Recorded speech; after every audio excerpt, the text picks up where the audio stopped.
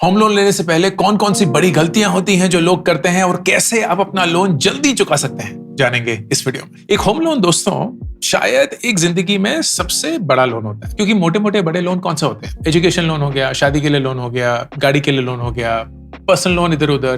But usually home loans काफी लाखों में होते हैं, 40-50, शायद 1 करोड़ भी। So it seems to be the biggest purchase that one would make in their life time.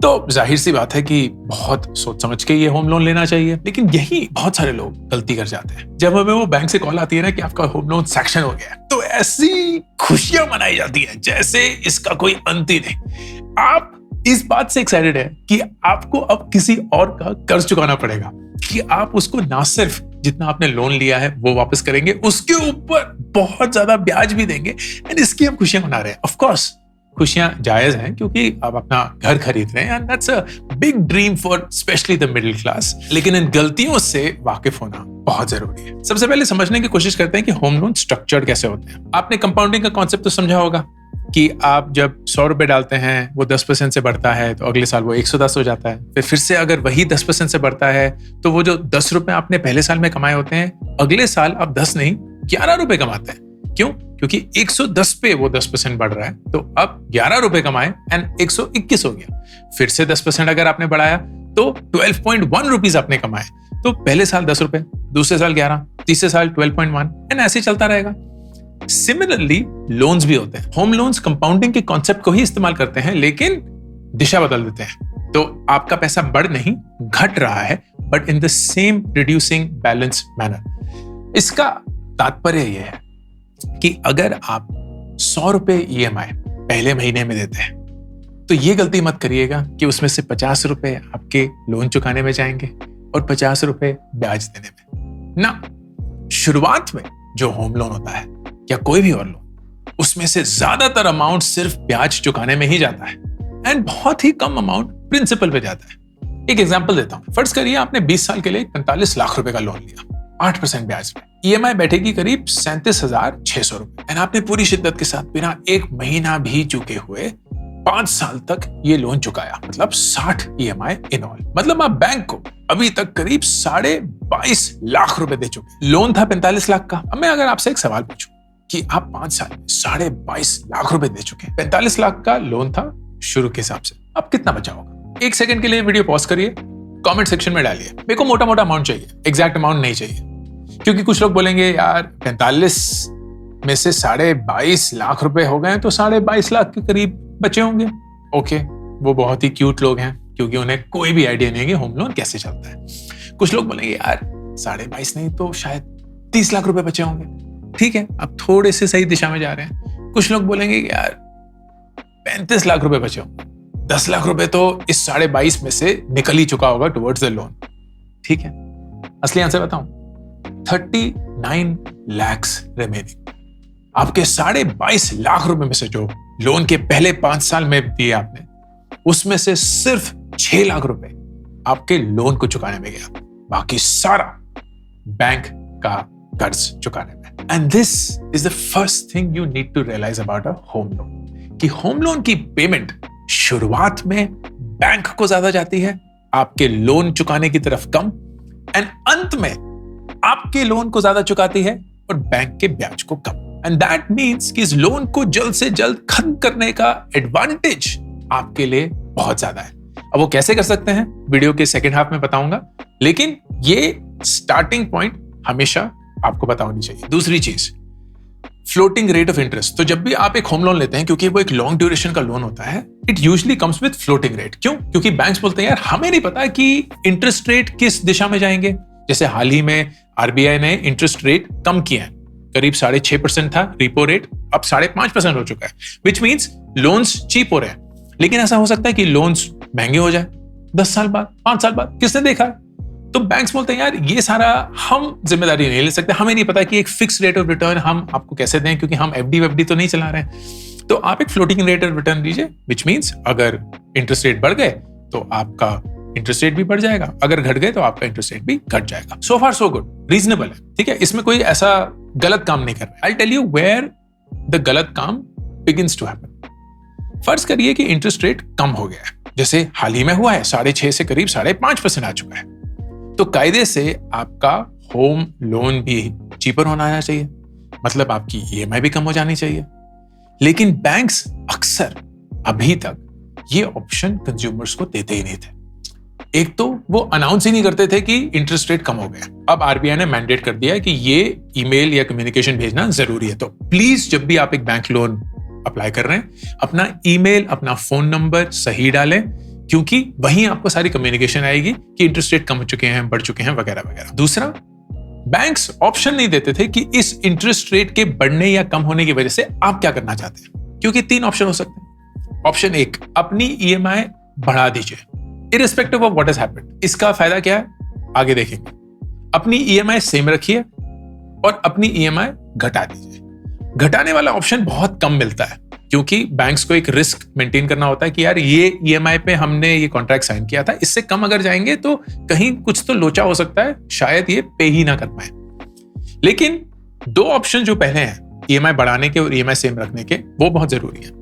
Number 1, बहुत लोग ये गलती करते हैं कि यार ईएमआई कम हो जाएगी ना तो मजा आ जाएगा, क्योंकि बर्डन कम हो जाएगा, लोन का बर्डन कम हो जाएगा, हाथ में ज्यादा पैसे आएंगे आफ्टर सैलरी और डिडक्शन ऑफ ईएमआई, तो उसको अच्छे से हम खर्च कर पाएंगे, अच्छे से शायद इन्वेस्ट भी कर पाएंगे, वो सारी चीजें। But as I said, home loan बहुत लंबे होते हैं एंड इनको आप जितनी जल्दी पे करते हैं उतना ही अपना पैसा बचाएंगे। तो जब आप अपनी ईएमआई सेम रखते हैं लेकिन इंटरेस्ट रेट बढ़ चुका है, तो फिर बैंक वो पैसा कहां से रिकवर करेगा?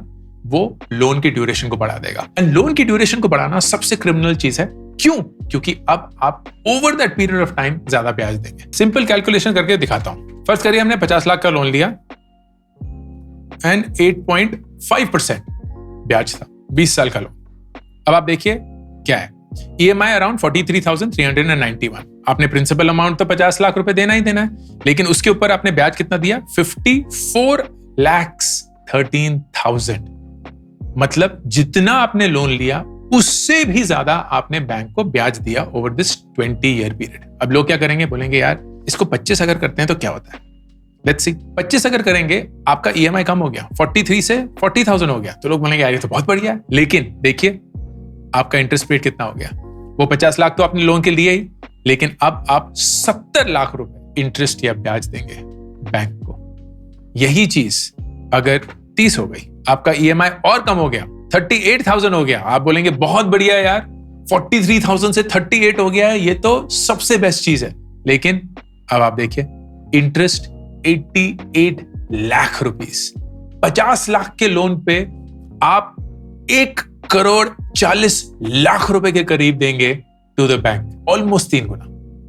दिस इज व्हाट हैपेंस जब होम लोन का टेन्योर बढ़ जाता है। तो कभी भी अगर आपको बैंक ऑप्शन दे, क्या आपको ईएमआई सेम रखनी है और ड्यूरेशन बढ़ानी है, या ईएमआई बढ़ानी है और ड्यूरेशन वही रखनी है, तो आप हमेशा और हमेशा सेम ईएमआई या ज्यादा ईएमआई चूज करें।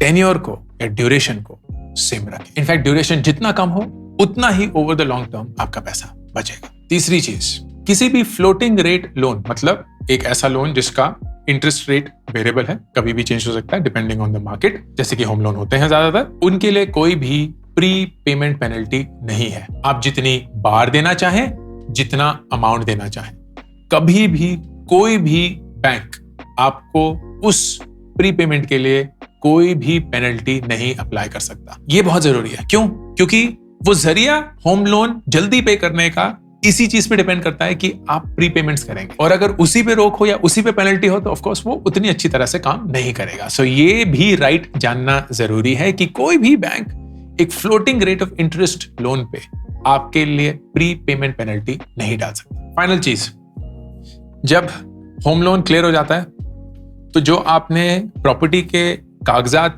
बैंक को दिए थे एज कोलैटरल, वो बहुत टाइम तक वापस ही नहीं आते थे। बहुत फ्रस्ट्रेटिंग प्रोसेस था, इधर जाना उधर जाना, वो अर्जी देना, उसको चिट्ठी लिखना वगैरह वगैरह। आरबीआई ने बोला सब बकवास, सब बंद। 30 दिन के अंदर अंदर लीगल रिक्वायरमेंट है, लीगल राइट है आपका to get your property documents back, and नहीं है तो they are in contempt of that order, of that rule.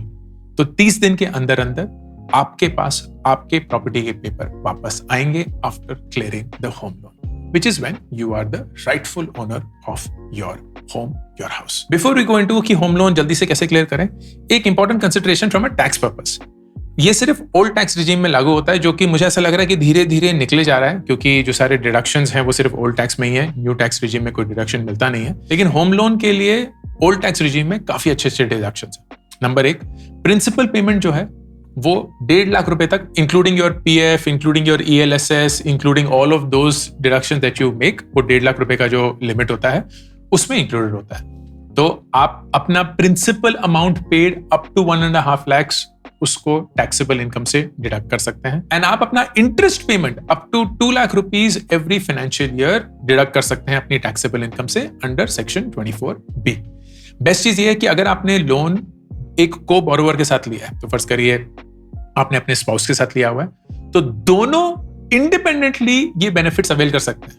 तो एक पार्टी या एक बोरोवर जो है वो 1.5 लाख रुपए का प्रिंसिपल एंड 2 लाख रुपए का इंटरेस्ट, दूसरी पार्टी 1.5 लाख रुपए का प्रिंसिपल, 2 लाख रुपए का इंटरेस्ट, मतलब टोटल आप 7 लाख रुपए का टैक्स डिडक्टेबल निकाल सकते हैं अपनी टैक्सेबल इनकम से, which could amount to a very significant tax saving as a family if you take that loan under the old tax regime. Okay, अब मैं बताता हूं आपको कि आप अपना होम लोन जल्दी से कैसे पे कर सकते हैं, because that will help you a lot. इसके बारे में मैंने बहुत बार और भी बात किया है, लेकिन never harms to remind yourself. तो पहले let's assume कि आपने 50 लाख रुपए का एक लोन लिया है, रेट ऑफ इंटरेस्ट 8% है, टेन्योर 25 साल है, आपकी EMI बैठती है 38,591 रुपीज। इसमें आप कैसे वापस करेंगे? 50 लाख रुपए तो जो आपने लोन लिया वो वापस करना ही है, उसके ऊपर जो ब्याज है वो 65 लाख रुपए के करीब होगा। तो मतलब टोटल आप बैंक को करीब 1,15,00,000 रुपए देंगे अगर आपने ये लोन जल्दी नहीं चुकाया। मतलब अगर आपने वही 25 साल लिए जिसके लिए आपने लोन लिया था, तो 1,15,00,000 रुपए आपको देने पड़ेंगे, दुगने से भी ज्यादा। लेकिन अगर आपने 2 डिसीजन लिए, एंड वो 2 डिसीजन क्या है? पहला डिसीजन कि आप हर साल एक एक्स्ट्रा EMI पे करते हैं, तो जितनी भी आपकी ये EMI है 38,591, वो आप एक्स्ट्रा पे करते हैं। कितनी वो हम जानेंगे। और दूसरा, हर साल आप अपनी EMI को आप बढ़ाते हैं एक सर्टेन परसेंटेज से, वो भी हम जानेंगे कि क्या हो सकता है। फिर देखते हैं how does your loan get paid faster. तो सबसे पहले हम एक EMI एवरी ईयर ज्यादा देते हैं, विच मीन्स अगर आप यहां जाएंगे और एक्चुअली देख लेते हैं पहले क्या होता है, because this is a very important thing. तो मैं जो बता रहा था, पहले महीने आपने 38,591 दिया, उसमें से प्रिंसिपल की तरफ सिर्फ 5,257 गए, बाकी 33,333 रुपए आपके इंटरेस्ट की तरफ गए। अगले महीने वही EMI दी 5,293, थोड़ा सा ज्यादा और इंटरेस्ट थोड़ा सा कम। एंड आप नीचे चलते रहेंगे ना, तो ये सारे महीने हैं, तो देखते हैं 10 साल बाद क्या होता है। 120वां महीना, 120वें महीने में अभी भी आप सिर्फ 11,592 इंटरेस्ट ये प्रिंसिपल पे दे रहे हैं, 26,998 इंटरेस्ट पे दे रहे हैं। उस 50 लाख के अभी भी 40 लाख रुपए बचे हुए। एंड नीचे चलते रहेंगे चलते रहेंगे चलते रहेंगे, तो यहां 300वें महीने में जाकर आपका पूरा लोन चुकता है। नाउ लेट्स सी, अगर आप एक एक्स्ट्रा EMI हर साल देते हैं, and let's do it at the end of the year, तो मतलब 12वें महीने में, and let's see how it looks. तो ये देखिए, 12वें महीने में आपने एक प्रीपेमेंट करी, ये प्रीपेमेंट का कॉलम है, प्रीपेमेंट करी ऑफ 38,591, ये हर 12वें महीने में आप कर रहे हैं, इसको बढ़ाने की जरूरत नहीं है, सिर्फ इतना ही। अगर आप सिर्फ इतना ही करेंगे, मतलब हर साल 12 की जगह 13 EMI देंगे, तो आप over the duration of the loan करीब 11.5 लाख रुपए बचाएंगे। एंड आपका लोन जो है वो 25 साल की बजाय 243 मंथ्स, मतलब करीब 20 साल के अंदर अंदर ही चुक जाएगा, सिर्फ एक स्टेप से। हर साल एक एक्स्ट्रा EMI, एंड अगर आपने वो किया 20 साल के अंदर ही लोन चुक गया जो 25 साल का था, एंड आपने करीब 11.5 लाख रुपए बचाए। अगर आप बोलते हैं यार हर साल मेरी इंक्रीमेंट होती है तो मेरे पैसे देने की क्षमता भी थोड़ी ज्यादा है, लेट्स यूज दैट, तो हर साल हम 5% EMI को बढ़ाएंगे। कैसा? आपने देखा, पहले साल 38,591, अगले साल 40,520, तो मतलब 5% से वो बढ़ गया। आप प्रीपेमेंट अभी भी कर रहे हैं, वो एक एक्स्ट्रा EMI अभी भी जा रही है, लेकिन ये 45-20, फिर अगले साल मतलब तीसरे साल से 42, 546, ऐसे ऐसे ही चलता रहेगा। तो ये लोन जो 25 साल का था अब चुक जाएगा विद इन 150 मंथ्स के अंदर अंदर ही, मतलब करीब 12 साढ़े 12 साल के अंदर ही। 25 साल का लोन 12.5 साल में ही चुक गया। बेस्ट चीज, आपने इस अप्रोच से 26 लाख रुपए बचाए। तो कहां आप 1,15,00,000 रुपए देने वाले थे बैंक को, अब आप सिर्फ 89 लाख देंगे। और इस चीज को अगर आपने 10% कर दिया, मतलब पहले साल की EMI 38,591 थी, अगले साल की EMI 42,450 हो जाएगी, उसके बाद 46,695। आप अभी भी वो एक एक्स्ट्रा EMI दे रहे हैं, ओरिजिनल EMI, इसको बढ़ाने की जरूरत नहीं है।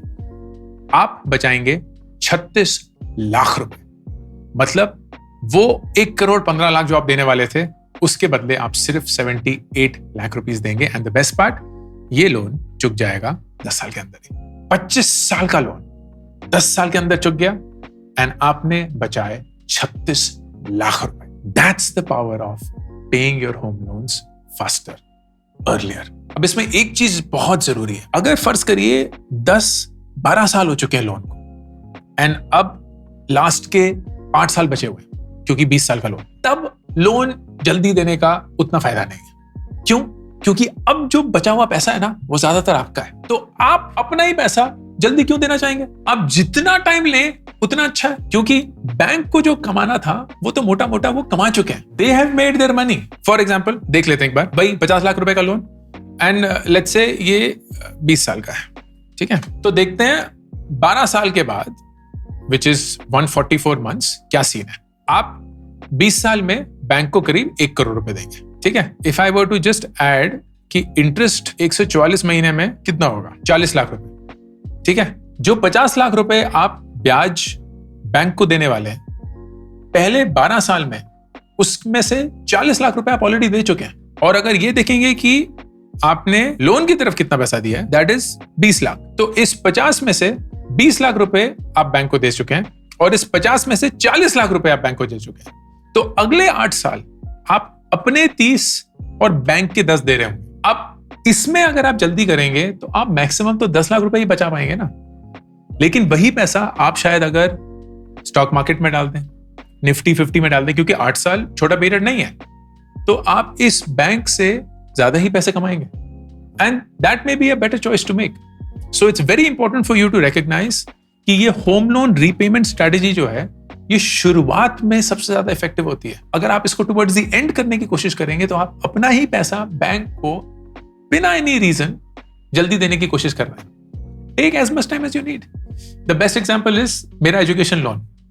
2005 में मैंने एजुकेशन लोन लिया था अपना MBA करने के लिए, 15 लाख रुपए का, बहुत बड़ी कीमत थी, 20,000 रुपए उसकी EMI थी। मैंने वो लोन पहले 5 साल में नहीं चुका पाया क्योंकि बहुत सारी चीजें थी, शादी करनी थी, कुछ और कर्जे थे वो चुकाने थे वगैरह वगैरह। 7 साल का लोन था, मैंने उसको पहले 5 साल के बाद 10 साल का कर दिया, तो थोड़ा सा रनवे बढ़ा दिया एंड उस 5 साल जो बाकी बचे हुए थे उसको भी पे करने के लिए 7 साल ले लिए। क्यों? क्योंकि एजुकेशन लोन का टैक्स डिडक्शन बहुत बढ़िया था, इंटरेस्ट फुली टैक्स डिडक्टेबल है, मतलब जितना भी आप इंटरेस्ट अमाउंट देंगे वो पूरा का पूरा, और प्रिंसिपल ऑलरेडी सेक्शन 80 में 1.5 लाख रुपए तक का था। So there was a lot of tax benefit. I did the math and I figured कि यार ये लोन ना पहले 5 साल में अगर नहीं चुकाया तो आप जितना लंबा टाइम देंगे अच्छा ही रहेगा आपके लिए, because you can actually get more money in your hand and take as much time as you need to clear this loan. तो ये पूरी स्ट्रैटेजी, ये एक्सेल शीट जो कि पिन कमेंट और डिस्क्रिप्शन में लिंक्ड है, it is very important that you use this in the early part of your home. आशा करता हूं कि 2025 में आप सब लोग एक घर खरीदने का डिसीजन लें, एक ऐसा घर जो आपके लिए सही हो, आपके बजट में हो, आप सही वक्त पे वो घर खरीद रहे हो, एंड उस घर को लेने के लिए जो आप होम लोन लेने का डिसीजन लें वो आप सही टर्म्स पे लें, एंड ये जानते हुए लें कि वो होम लोन आप पे हावी नहीं हो सकता, आप उसके मालिक हैं, वो आपके मालिक नहीं। इस नोट पे अंकुर पारिक हूं, साइनिंग ऑफ। करियर को लेके मेरी चौथी किताब एक बहुत ही सिंपल, बहुत ही रिलेटेबल, बहुत ही प्रैक्टिकल जरिए से लिखी गई है। काश कि ये बुक मुझे किसी ने दी होती जब 24 साल की उम्र में मैं एकदम कंफ्यूज था कि अपने करियर के बारे में क्या करूं, अपनी जिंदगी की दिशा क्या बनाऊं। ये किताब मैंने उसी 24 साल के अंकुर के लिए लिखी है, आपके लिए लिखी है।